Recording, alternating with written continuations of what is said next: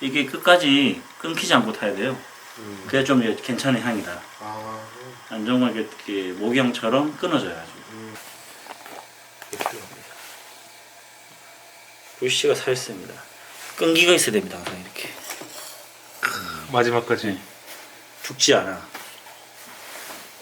이 균 받은 거죠.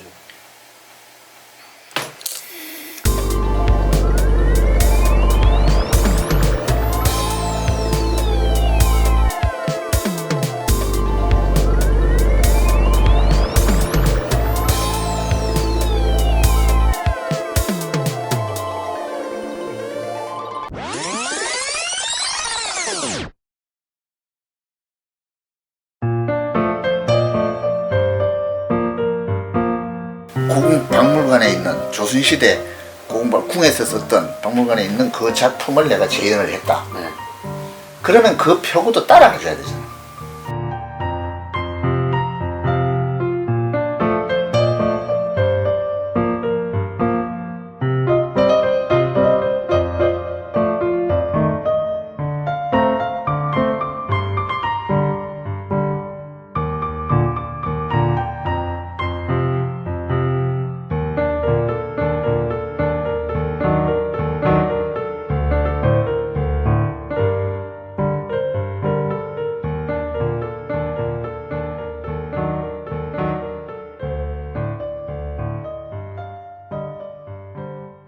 공동 작업할 작업장 좀 하나 좀 마련해 주시면 좋겠다. 이게 이제 말하자면 아까 얘기해도 충청북도로 치면 뭐 전수관, 전시장 이거 겸해서 하는 거예요. 그런 거를. 나중에는 종로가 아니어도 된다 그랬어 내가. 문제는 우리가 짓는 말하자면 전수관이나 미술관 이런 게 아니고 표구에 종사하는 분들이 열악한 환경에서 일을 하니까 또 만약에 때로는 큰 작품 같은 거 할 때 가게가 적어가지고 공동 작업장 그러니까 2회, 3회 장소를 빌려야 되고 이러니까 그래 이거는 문화재청에다가 이거 요구해야 되는 거 아닙니까 이러더라고. 그 얘기 나는 아주 빼지르게 느꼈거든. 이건 종로구청에서는 구민을 위해서 뭘 해야 될까를 이제 고민해야 되는데. 저도 인사동에 70년대부터 이렇게 쭉 있다 보면은 그전에는 이렇게 인사동길을 가다 보면은 쭉 지나가다 보면 한 30여 군데가 있었어요, 표구사가. 그럼 거리에 박물관 같고 고즈넉하니 마음도 안정되고 마음도 맑아지고 참 아름답고 좋은 동네였어요. 차 없는 거리, 토요일 일요일은 차가 안 다니고 평일날 다니고 이렇게 하다가 이제 전체적으로 이렇게 매일 못 다니게 그랬는데 그러다 보니까 거리가 죽은 거예요. 많이 없어졌어요. 그래서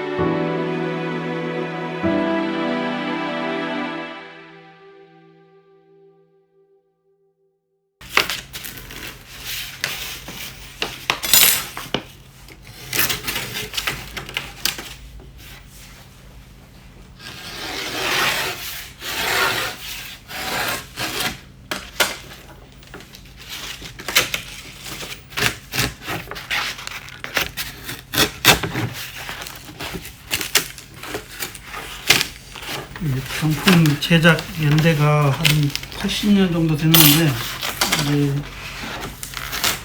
속에 뭐 신문지 같은 게 발라졌는데 아마 해반되기 전에 제작된 것 같이 보이네.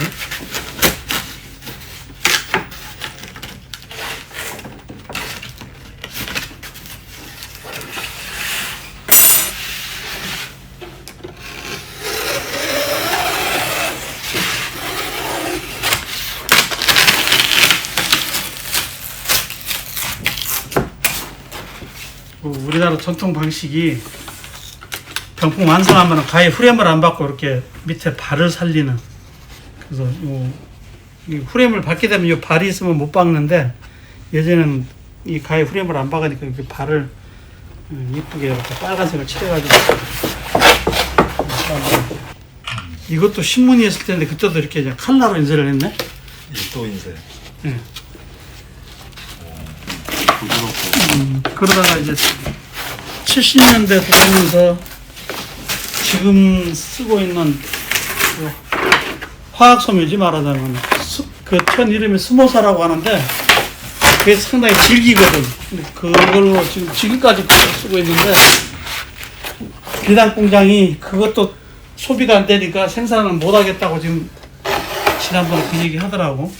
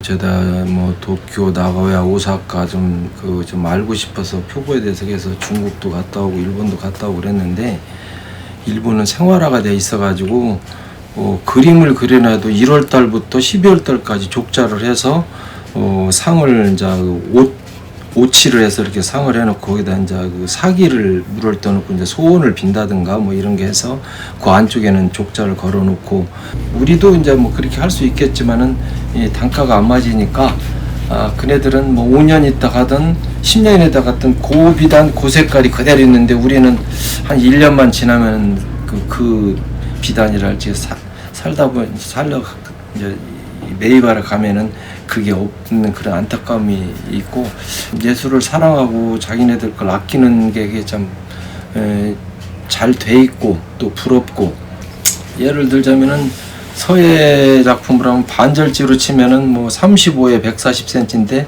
요런 작품 하나에 뭐 중국이나 일본 가면은 뭐 1억씩 서예 한문을 4자 5자 써갖고 막 1억씩 받는 작가들이 즐비한데 우리는 뭐 아직 그 한지는 오래되면은 원래 양지보다 수명은 굉장히 이 질로 따질 수 없을 정도로 뭐 몇백 년 써도 몇천 년까지 갈 수 있는 게 한지의 우수성인데 훼손되어가는 그런 문화 우리 전통 문화를 지킬 수 있는 계기가 되지 않겠나 뭐 그런 생각이 들어요. 그래서 그렇고 또 지금 이 수련 배우는 사람들도 좀 사라지고 없고 배우려고 하지도 않고 그래서 여러 가지 문제점이 참 많아요. 다른 분야는 그 문화재청이랄지 이렇게 후진양성이랄지 뭐 이렇게 그런 아직 표구사의 중요성을 모르는지 아무튼 이게 표구의 중요성을 좀 알리고 싶고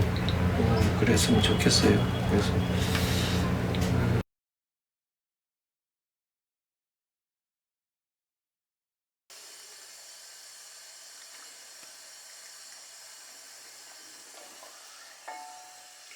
비싼 거를.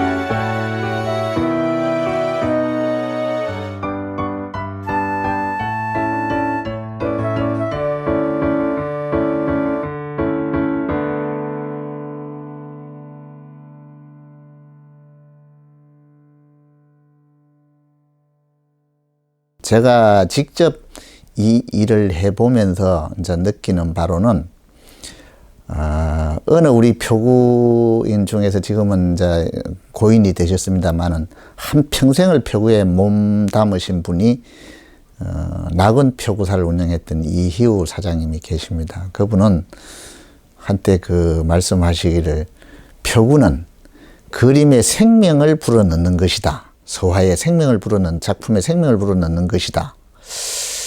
참 그 표구인의 자긍심을 느낄 수 있는 또 그분의 여지껏 살아왔던 저기를 느낄 수 있는 내가 순간을 그때 아마 목격한 적이 있습니다. 맞는 것 같습니다. 100번 맞는 말씀 같습니다. 우리가 이제 그 작품이라고 하는 것은 물론 이제 시간적, 공간적으로 우리가 저기를 봐야 되는데 시간적으로 가지 않으면은 이를테면 금이나 다이아몬드가 우리가 거기에 값어치를 주는 것은 우선 그것이 불변하고 변하지 않는다는 데서 시간적으로 갈 수 있는다는 데서 나는 더 큰 의미와 또 거기에 대한 값어치도 매겨지지 않는가 생각이 드는데 이 작품이 아무리 작가가 훌륭한 작품을 했다 할지라도 이것이 만약에 수명이 30년이다 40년이다와 이 수명이 연장되고 무궁하다에 뭐 무궁한 거는 이 세상에 없겠지만 수명이 길어진다는 것은 이 표구의 역할이 대단하다고 저는 생각을 합니다. 종이 한 장 붙일 때 뒤에 풀 하나 쓸 때 표구의 방법이라든지 그 중요성을 저는 뼈저리게 느끼고 있습니다. 이제 좀 더 또 학술적으로나 또 이론적으로 더 보완돼야 될 점은 저는 또 있다고 생각을 합니다. 왜냐하면은 이게 관념적으로 하다 보면은 무의식결이 이래 했기 때문에 이래 한다. 이런 방법이다. 이거보다는 좀 더 과학적으로 접근을 해서 이게 만약에 물과 일반 불이 섞였을 때 어떤 작용을 할까.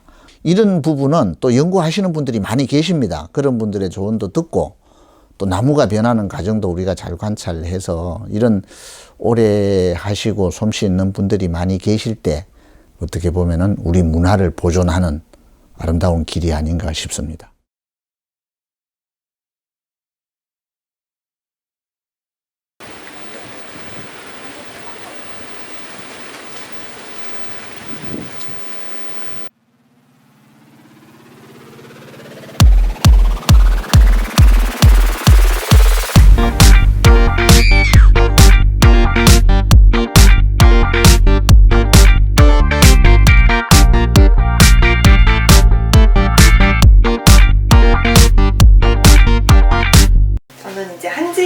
작업을 하고 있고, 그래서 다양한 한지로 만드는 작업을 하는 와중에 한지를 만드는 작업을 하다 보니 이 가장 한지를 잘 다루는 것이 표구라는 기술인 것 같고, 그러니까 변하고 없어지는 것들이 뭐 누구의 잘못이나 그런 게 보다 그냥 시대가 지나면서 산업화되면서 다 수공으로 했던 것들이 공장에서 싸고 좋은 액자도 나오고, 뭐 창작 표구라고 말씀하시는데 이제 뭐 일단 저는 선생님들이 하시던 표구 방식을 작업하는 것을 이제 배웠고, 그것들을 뭐 그대로 작업을 해보기도 하고, 또 이번에 제가 새로운 한지 병풍을 작업을 할 때는 그런 기존에 내려왔던 그런 형식들과 재료들을 조금 바꿔보면서 작업을 하려고 노력을 했어요. 시대가 바뀌면서 또 새로운 사람들을 맞이해서 그런 재질적인 면에서나 기법적인 면에서 내 형식을 조금 바꿔보는 필요가 있지 않을까 생각을 하고, 표구 작업들은 다른 그림이나 글씨들을 빛나게 하는 보조적인 역할을 했다 하면은 새로운 21세기의 표구는 그 자신의 작품이 될 수 있는 그런 방향으로 나아가도 좋을 만한 그런 가치가 있지 않을까 생각합니다. 배우고 싶어 하시는 분들도 분명히 필요할 텐데 마땅한 장소나 그리고 어떻게 배워야 할지 모르시는 분들이 많을 거예요. 저는 이제 오랜 시간 동안 뭐 그것들을 배워왔는데 조금 더 체계적이고 좀 좋은 환경에서 이 제공이 된다면 좀 많은 분들이 이런 기술을 배우고자 하고 또 배워서 잘 활용할 수 있는 그런 곳이 꼭 필요하다고 생각합니다. 더 시끄러워졌어. 물론 이제 질문이 있습니다. 근데 선생님은 왜 표구에 관심이 있으신 건가? 이런 일 하시나요?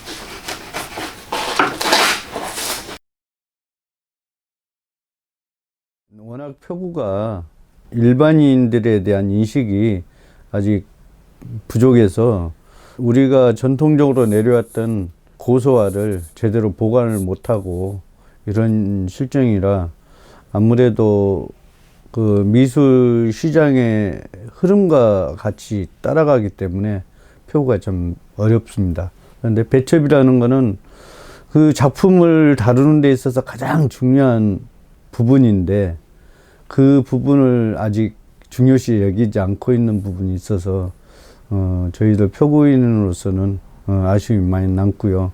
그런 장소가, 넓은 장소가 생겨서 우리 표구인들이 작업을 할 때 원활하게 작업할 수 있는 그런 환경이 됐으면 하는 바람입니다.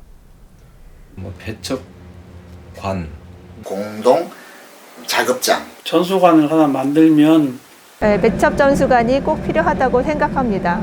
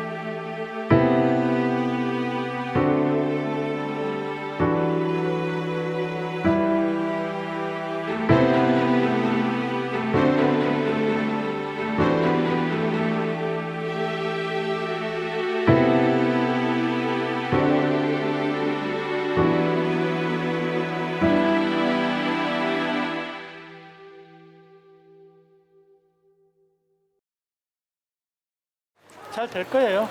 뭐 여러 군데서 도와주시고 하니까 잘 될 것 같습니다.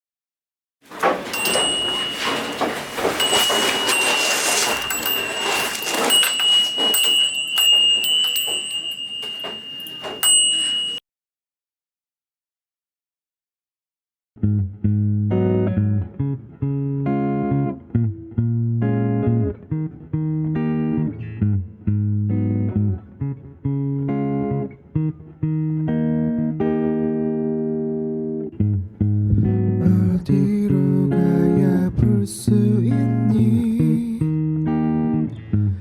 아무도 없는 달빛 아래 앉아 익숙해진